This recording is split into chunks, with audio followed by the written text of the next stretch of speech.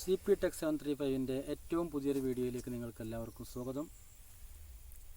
ഇന്ന് മുതൽ നമ്മൾ പുതിയൊരു സീരീസ് ആയിട്ട് നമ്മൾ ഇൻഡക്ഷൻ കുക്കറിൻ്റെ ഓരോ കംപ്ലൈൻറ്റുകളായിട്ട് നമ്മൾ A to Z നമ്മൾ ഓരോ കംപ്ലൈൻറ്റുകളായിട്ട് ഓരോ സീരീസ് ആയിട്ട് ഓരോ എപ്പിസോഡായിട്ട് നമ്മൾ ചെയ്യാൻ തീരുമാനിച്ചിരിക്കുകയാണ്.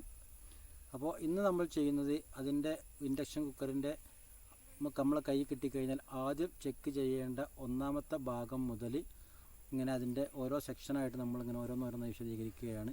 അപ്പോൾ അത് നമ്മൾ ഇന്നത്തെ നമ്മൾ വിശദീകരിക്കുന്നത് അതിൻ്റെ പവർ സപ്ലൈ, അതായത് ഫ്യൂസ്, അതുപോലെ അതിൻ്റെ ആദ്യമായിട്ട് നമ്മൾ കുക്കർ നമ്മളെ കയ്യിൽ കിട്ടുമ്പോൾ ഏത് ഭാഗമാണ് ചെക്ക് ചെയ്യേണ്ടത് എന്നതിനെക്കുറിച്ചാണ് ഇന്നത്തെ നമ്മുടെ ഈ 7 മിനിറ്റ് വീഡിയോയിൽ നമ്മൾ വിശദീകരിക്കുന്നത്. ഇനി അടുത്ത വീഡിയോയിലായിരിക്കും നമ്മൾ അതിൻ്റെ ബാക്കി ഭാഗം നമ്മൾ വിശദീകരിക്കുക. അതുപോലെ മൊത്തമായിട്ട് ഓരോന്നിൻ്റെയും ഓരോ വ്യത്യസ്തമായ കുക്കറിനും വ്യത്യസ്തമായ കംപ്ലൈൻറ്റുകളായിരിക്കും ഉണ്ടായിരിക്കുക. അപ്പോൾ ഓരോ കംപ്ലൈൻറ്റുകൾ നമ്മൾ ഓരോന്നായിട്ട് നമ്മൾ ഓരോ എപ്പിസോഡുകളിലായിട്ട് ഓരോ വീഡിയോസുകളിലായിട്ടാണ് നമ്മൾ വിശദീകരിക്കാൻ പോകുന്നത്.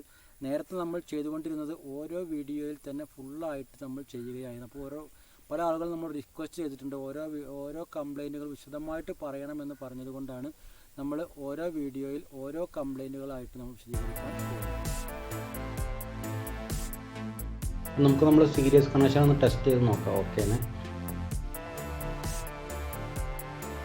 എപ്പോഴും നമ്മൾ ചെക്ക് ചെയ്യുമ്പോൾ സീരീസ് കണക്ഷനിൽ മാത്രമേ ഇൻഡക്ഷൻ കുക്കർ ചെക്ക് ചെയ്യാവൂ. നമുക്ക് നമ്മുടെ കുക്കർ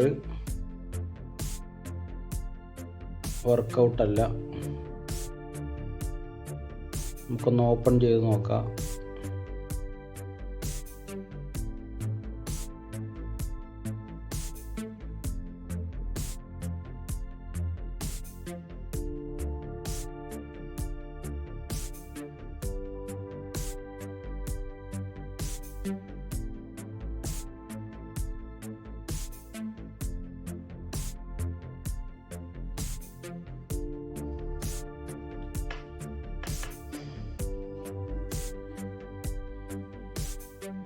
ഈ കുക്കർ ഓവർ ഹീറ്റ് ആയി പോയിട്ട് ആകെ കരിഞ്ഞു പോയിട്ടുണ്ട്.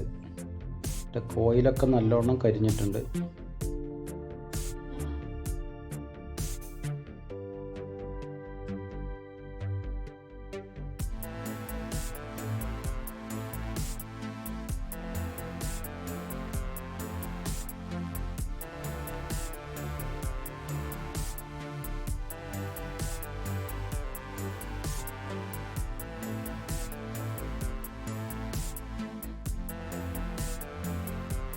ഇനി നമ്മൾ ആദ്യമായി നമ്മൾ ചെയ്യേണ്ടത് ഇതിൻ്റെ മെയിൻ ഫീസ് ചെക്ക് ചെയ്യുക എന്നുള്ളതാണ്. നമ്മളൊരു കണ്ടിന്യൂറ്റി ടെസ്റ്റർ വെച്ചിട്ട് ഇതിൻ്റെ മെയിൻ ഫീസ് നമുക്കൊന്ന് ചെക്ക് ചെയ്ത് നോക്കാം. ഫീസ് ഓക്കെ ആണ്. സാധാരണഗതിയിൽ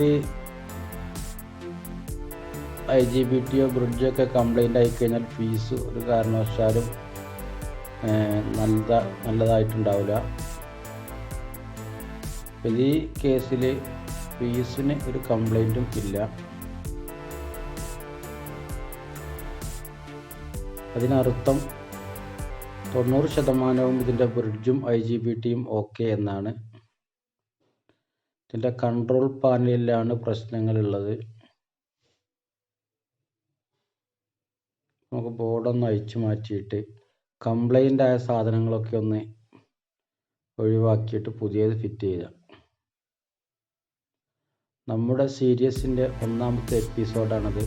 അപ്പോൾ നമ്മളൊരു ഇൻഡക്ഷൻ കുക്കർ നമ്മുടെ കയ്യിൽ കിട്ടിയാൽ നമ്മൾ ആദ്യം എന്തൊക്കെ കാര്യങ്ങളാണ് ചെയ്യേണ്ടത് എന്നതാണ് ഇതിൽ നമ്മൾ കാണിക്കുന്നത്.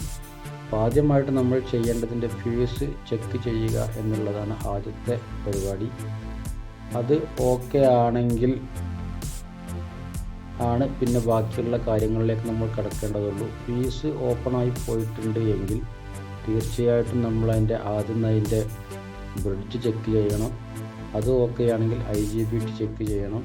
ഈ ബ്രിഡ്ജും IGBTയും ഓപ്പണായി പോയാൽ അല്ലെങ്കിൽ ഷോർട്ടായി കഴിഞ്ഞാൽ നമ്മളെ ഫ്യൂസ് എന്തായാലും ഓപ്പൺ ആയിട്ടുണ്ടാവും.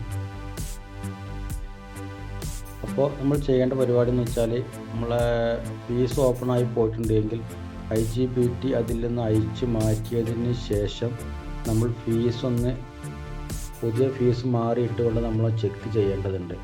ആ സമയത്ത് നമ്മളെ ബോർഡും അതുപോലെ ഡിസ്പ്ലേ ഒക്കെ വർക്ക് ആവുന്നുണ്ട് എങ്കിൽ കാര്യമായ പ്രശ്നങ്ങളൊന്നുമില്ല. IGBT ബ്രിഡ്ജ് ഏതാണ് കംപ്ലൈൻറ്റ് എന്ന് വെച്ചാൽ അത് മാറിയിട്ട് കൊടുത്താൽ മതി. നേരെ തിരിച്ച് നമ്മൾ IGBT ഫ്യൂസ് ഓപ്പണായി പോയിട്ടുണ്ട്, അതുപോലെ IGBTയും കംപ്ലൈൻ്റ് ആണ്. ആ IGBT ഊരി മാറ്റിയ ശേഷവും കൺട്രോൾ പാനൽ വർക്ക് ചെയ്യുന്നില്ല എങ്കിൽ അപ്പോൾ കൺട്രോൾ പാനലും കംപ്ലൈൻ്റ് ആണെന്ന് നമുക്ക് മനസ്സിലാക്കാൻ സാധിക്കും. മെയിൻ ഫീസ് അടിച്ചു പോയാൽ ഒന്നും വർക്കാവുന്നതല്ല. ഇപ്പോൾ ഇതിനകത്ത് കണ്ടോ കപ്പാസിറ്റർ ഒക്കെ പൊട്ടി ചീത്തയായിട്ടുണ്ട്. നമുക്ക് ഓരോന്നോരോന്നായി അയച്ചു മാറ്റിയ ശേഷം നമുക്കിതിൻ്റെ ഒന്നാമത്തെ എപ്പിസോഡ്, അതായത് ഇതിൻ്റെ പ്രാഥമികമായിട്ട് നമ്മൾ ചെയ്യേണ്ട കാര്യങ്ങളൊക്കെ നമ്മൾ ഇന്നത്തെ ഈ വീഡിയോയിൽ കാണിക്കുന്നത്. അല്ലെങ്കിൽ വീഡിയോ ലെങ്തായി പോകുമെന്നത് കൊണ്ടാണ് ഇങ്ങനെ പാർട്ടായി നമ്മൾ ചെയ്യാൻ ഉദ്ദേശിച്ചിട്ടുള്ളത്.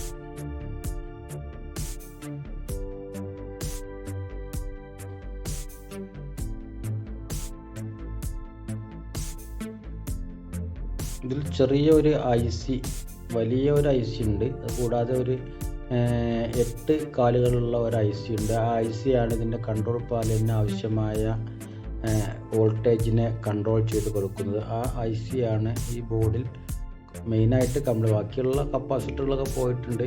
അതുപോലെ കൺട്രോൾ പാനലിലേക്ക് സപ്ലൈ കൊടുക്കുന്ന ഫ്യൂസാണ് റെസിസ്റ്ററായിട്ട്, നമ്മൾ ഫ്യൂസായിട്ട് റെസിസ്റ്റർ കൊടുത്തിട്ടുണ്ട്. ആ ഫ്യൂസ് ഓപ്പൺ ആണ്, അതാണ് നമ്മളിപ്പോൾ ഒഴിവാക്കുന്നത്.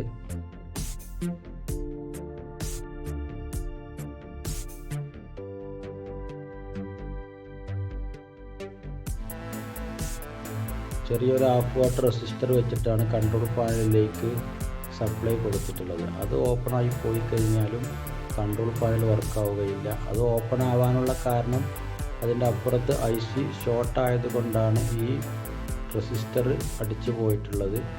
അപ്പോൾ നമുക്ക് ഈ റെസിസ്റ്റർ മാറ്റിയിടേണ്ടതുണ്ട്, ആ ചെറിയ IC മാറ്റിയിടേണ്ടതുണ്ട്. അതുപോലെ തന്നെ നമ്മുടെ കപ്പാസിറ്ററുകൾ 2 എണ്ണം പോയിട്ടുണ്ട്, അത് മാറ്റിയിടേണ്ടതുണ്ട്. ഈ റെസിസ്റ്റർ അതിലേക്ക് കൊടുത്ത ഫ്യൂസാണ്, ആ ഫ്യൂസ് പോയിട്ടുണ്ട്. ആ ഫ്യൂസ് ഒരു ഫ്യൂസും വെറുതെ പോവുകയില്ല. അതിൻ്റെ അപ്പുറത്തുള്ള സാധനങ്ങൾ കംപ്ലൈൻറ്റ് വരുമ്പോഴാണ് ഫീസുകൾ അടിച്ചു പോകുന്നത്.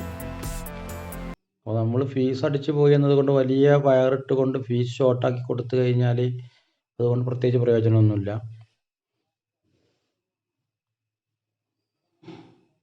പിന്നെ കൺട്രോൾ പാനലിലേക്ക് വരുന്ന റെസിസ്റ്ററാണ് നമ്മൾ അയച്ചു മാറ്റിയത്. അതുപോലെ വീക്കായിട്ട് പൊട്ടിയ 2 കപ്പാസിറ്ററുകളുണ്ട്. ആ 2 കപ്പാസിറ്ററുകൾ നമ്മൾ കണ്ടോ, അതൊക്കെ വീർത്ത് പൊട്ടിയിട്ടുണ്ട്, അത് വീർത്തിരിക്കുകയാണ്, അത് നമ്മൾ മാറ്റിയിടണം. അതുപോലെ ഈ വലിയ കപ്പാസിറ്റർ 400 വോട്ട് ഇതിൽ നിന്ന് തന്നെ പൊട്ടിയിട്ടുണ്ട്, ഇത് നമ്മൾ മാറ്റിയിടണം.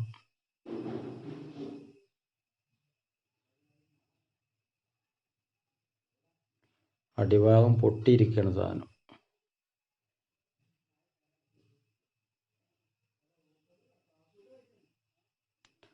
കപ്പാസിറ്ററിൻ്റെ മുകൾ വശം കാണുമ്പോൾ തന്നെ നമുക്ക് മനസ്സിലാവും.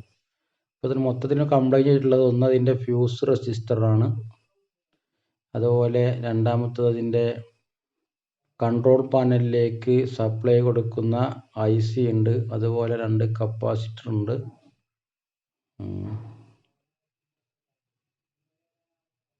അപ്പോൾ ഇത്രയും ഭാഗങ്ങളാണ് ഇതിനകത്ത് കംപ്ലൈൻ്റ് ആയി പോയിട്ടുള്ളത്.